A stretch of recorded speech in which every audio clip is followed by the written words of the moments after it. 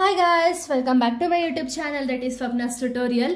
So ನೀವೇನು ನನ್ನ ಚಾನಲ್ಗೆ ಸಬ್ಸ್ಕ್ರೈಬ್ ಆಗಿಲ್ಲ ಅಂದರೆ ಪ್ಲೀಸ್ ಸಬ್ಸ್ಕ್ರೈಬ್ ಆಗಿ ವಿಡಿಯೋಸ್ನ ಲೈಕ್ ಮಾಡಿ ಶೇರ್ ಮಾಡಿ ಹಾಗೆ ಕಮೆಂಟ್ ಮಾಡಿ. ಸೊ ಈ ಒಂದು ವಿಡಿಯೋದಲ್ಲಿ ನಾನು ಸೆಕೆಂಡ್ ಸೆಮ್ BComನ ಹ್ಯೂಮನ್ ರಿಸೋರ್ಸ್ ಮ್ಯಾನೇಜ್ಮೆಂಟ್ ಅನ್ನೋ ಒಂದು ಸಬ್ಜೆಕ್ಟ್ನ ಎಕ್ಸ್ಪ್ಲೈನ್ ಮಾಡ್ತಿದ್ದೀನಿ.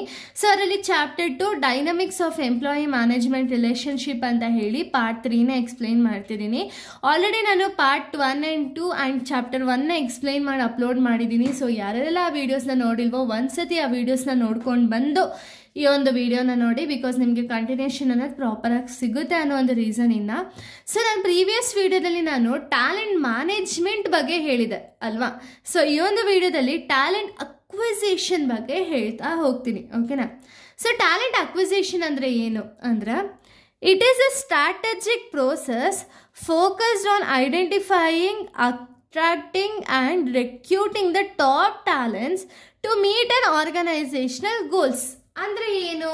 ಸೊ ಆರ್ಗನೈಸೇಷನ್ ಏನು ಮಾಡ್ತಾರೆ ಗೊತ್ತಾ, ಇವರು ಒಂದು ಪ್ರೋಸೆಸ್ ಆಗಿದೆ, ಒಂದು ಸ್ಟ್ರಾಟಜಿಕ್ ಪ್ರೋಸೆಸ್ ಅಂತಲೇ ಹೇಳ್ಬೋದು. ಯಾಕೆ ಅಂದರೆ ಅವ್ರೇನು ಮಾಡ್ತಾರೆ ಅಂದರೆ ಫಸ್ಟು ಒಂದು ಟ್ಯಾಲೆಂಟ್ಸ್ಗಳನ್ನ ಐಡೆಂಟಿಫೈ ಮಾಡ್ತಾರೆ.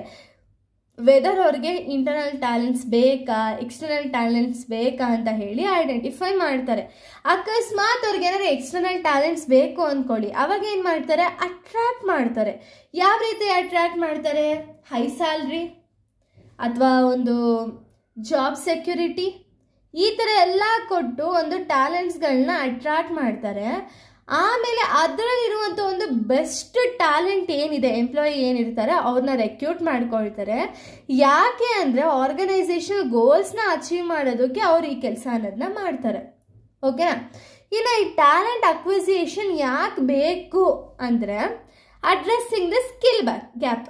ಅಂದರೆ ಏನು, ಇವಾಗ ಇಂಟರ್ನಲ್ ಒಂದು ಎಂಪ್ಲಾಯೀಸ್ ಏನಿರ್ತಾರಲ್ವಾ ಅವ್ರಿಗೆ ಇರೋ ಸ್ಕಿಲ್ಸೇ ಬೇರೆ ಇರುತ್ತೆ, ಆ್ಯಂಡ್ ಇವಾಗ ರೀಸೆಂಟಾಗಿರುವಂಥ ಎಂಪ್ಲಾಯೀಸ್ಗೆ ಸ್ಕಿಲ್ಲೇ ಬೇರೆ ಇರುತ್ತೆ. ಸೊ ಅವ್ರೇನು ಮಾಡ್ತಾರೆ ಅಂದರೆ ಸ್ಕಿಲ್ ಗ್ಯಾಪ್ನ ಅಡ್ರೆಸ್ ಮಾಡಿ, ಇವಾಗ ಹೊಸ ಒಂದು ಎಂಪ್ಲಾಯೀಸ್ ಬೇಕಾ ಅಥವಾ ಹಳೆ ಎಂಪ್ಲಾಯೀಸೇ ಸಾಕಾ ಅಂತ ಹೇಳಿ ಯೋಚನೆ ಮಾಡಿ ರೆಕ್ರೂಟಿಂಗ್ ಅನ್ನೋದನ್ನ ಮಾಡ್ತಾರೆ. Next supporting business growth. So business growth ಆಗಬೇಕು, ಒಂದು ಆರ್ಗನೈಸೇಷನಲ್ ಗೋಲ್ಸ್ ಅನ್ನೋದನ್ನ ನಾವು ಅಚೀವ್ ಮಾಡಬೇಕು ಅನ್ನೋ ಒಂದು ರೀಸನಿಂದ ಅವ್ರೇನು ಮಾಡ್ತಾರೆ ಅಂದರೆ ಸಪೋರ್ಟ್ ಮಾಡಿ ಒಂದು ಆಡಿಯನ್ಸ್ ಅಥವಾ ಒಂದು ಟ್ಯಾಲೆಂಟ್ಸ್ ಏನಿರ್ತಾರೆ ಅವ್ರನ್ನ ಅಟ್ರಾಕ್ಟ್ ಮಾಡಿ ರೆಕ್ರೂಟ್ ಅನ್ನೋದನ್ನ ಮಾಡ್ತಾರೆ. ನೆಕ್ಸ್ಟ್ ಎನ್ಹಾನ್ಸಿಂಗ್ ವರ್ಕ್ ಫೋರ್ಸ್ ಕ್ವಾಲಿಟಿನ ಎನ್ಹಾನ್ಸ್ ಮಾಡ್ತಾರೆ. ಸ್ಟ್ರೆಂಥನಿಂಗ್ ಎಂಪ್ಲಾಯರ್ ಬ್ರ್ಯಾಂಡಿಂಗ್ ಅನ್ನೋದನ್ನ ಕ್ರಿಯೇಟ್ ಮಾಡ್ತಾರೆ. ಇದರಿಂದ ಏನಾಗುತ್ತೆ ಅಂದರೆ ತುಂಬ ಜನ ಟ್ಯಾಲೆಂಟ್ಸು ಅಕ್ವೈರ್ ಮಾಡಿಕೊಂಡು ಅವರು ಒಂದು ಅಟ್ರಾಕ್ಟ್ ಆಗಿ ಒಂದು ಆರ್ಗನೈಸೇಷನ್ ಗೋಲ್ಸ್ನ ಅಚೀವ್ ಮಾಡೋದ್ರ ಕಡೆ ಹೆಲ್ಪ್ ಮಾಡ್ತಾ ಹೋಗ್ತಾರೆ. Next building talent pipeline. So ಇದರಿಂದನೂ ಕೂಡ ಟ್ಯಾಲೆಂಟ್ಸ್ಗಳು ಅಟ್ರಾಕ್ಟ್ ಆಗ್ತಾರೆ. ಸಪೋರ್ಟಿಂಗ್ ಇನೋವೇಷನ್, ಯಾವ್ದಾದ್ರು ಒಂದು ನ್ಯೂ ಜಾಬ್ ಅಥವಾ ನ್ಯೂ ಇನೋವೇಷನ್ಗೆ ಅವರು ಸಪೋರ್ಟನ್ನು ಮಾಡ್ತಾರೆ. Reducing turnover ratio. ಇವಾಗ ಕಂಪ್ನಿಯಲ್ಲಿ ನಾವು ಯಾವುದೋ ಒಂದು ಕಂಪ್ನಿಗೆ ಹೋದೋ ಅಂದ್ಕೊಳ್ಳಿ, ಆ ಕಂಪ್ನಿಲಿ ನಮಗೆ ಬೇಕಾಗಿರೋದು ಎಲ್ಲ ಸಿಗ್ತಿದೆ ಅಂದ್ಕೊಳ್ಳಿ. ನಮಗೆ ಒಂದು ಪ್ರಮೋಷನ್ ಬೇಕಾ, ಪ್ರಮೋಷನ್ ಸಿಗ್ತಿದೆ. ಏನೋ ಒಂದು ನಮಗೆ ಹೆಲ್ಪ್ ಬೇಕಿತ್ತ, ಹೆಲ್ಪ್ ಸಿಗ್ತಿದೆ. ಕಾನ್ಫ್ಲಿಕ್ಟ್ಸ್ ಇಲ್ಲ ಆರ್ಗನೈಸೇಷನಲ್ಲಿ, ಯಾವುದೇ ರೀತಿಯ ಒಂದು ಭೇದ ಭಾವ ಇಲ್ಲ, ಏನೂ ಇಲ್ಲ ಅಂದರೆ ಆಗ ಏನಾಗ್ತಾರೆ ಅಂದರೆ ಇರೋ ಎಂಪ್ಲಾಯೀಸ್ಗೂ ಕೂಡ ಒಂದು ಕೆಲಸ ಬಿಟ್ಟು ಹೋಗೋಕ್ಕೆ ಇಷ್ಟ ಇರಲ್ಲ. ಹಾಗೆ ಇವಾಗ ಹೊಸ್ದಾಗಿ ಬಂದಿರೋ ಎಂಪ್ಲಾಯೀಸ್ಗೂ ಕೂಡ ಕೆಲಸ ಬಿಟ್ಟು ಹೋಗೋಕ್ಕೆ ಇಷ್ಟ ಇರಲ್ಲ.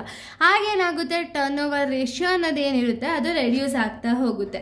ಸೊ ಇದೆಲ್ಲ ಆಗೋದು ಯಾವಾಗ ಅಂದರೆ ಎಂಪ್ಲಾಯರ್ ಮತ್ತು ಎಂಪ್ಲಾಯಿ ಮಧ್ಯೆ ಒಂದು ಗುಡ್ ರಿಲೇಷನ್ಶಿಪ್ ಅನ್ನೋದು ಕ್ರಿಯೇಟ್ ಆದಾಗ ಆ್ಯಂಡ್ ಅವರಿಬ್ಬರ ಮಧ್ಯೆ ಯಾವುದೇ ರೀತಿಯ ಒಂದು ಕಾನ್ಫ್ಲಿಕ್ಟ್ಸ್ ಇಲ್ಲ ಅಂದಾಗ, ಓಕೆನಾ. ಇಷ್ಟು ಇದ್ದಾಗ ಮಾತ್ರ ಇದೆಲ್ಲ ಕ್ರಿಯೇಟ್ ಆಗೋಕ್ಕೆ ಸಾಧ್ಯ ಇರುತ್ತೆ. ಸೊ ಇಷ್ಟು ಕೂಡ ಟ್ಯಾಲೆಂಟ್ ಅಕ್ವಿಸಿಷನ್ ಬಗ್ಗೆ ಕಂಪ್ಲೀಟ್ ಡೀಟೇಲ್ಸ್ ಆಗಿದೆ. ನೆಕ್ಸ್ಟ್ ವಿಡಿಯೋದಲ್ಲಿ ನಾನು ಬೇರೆ ಒಂದು ಟಾಪಿಕ್ನ ಎಕ್ಸ್ಪ್ಲೈನ್ ಮಾಡ್ತೀನಿ. So thank you guys, thanks for watching.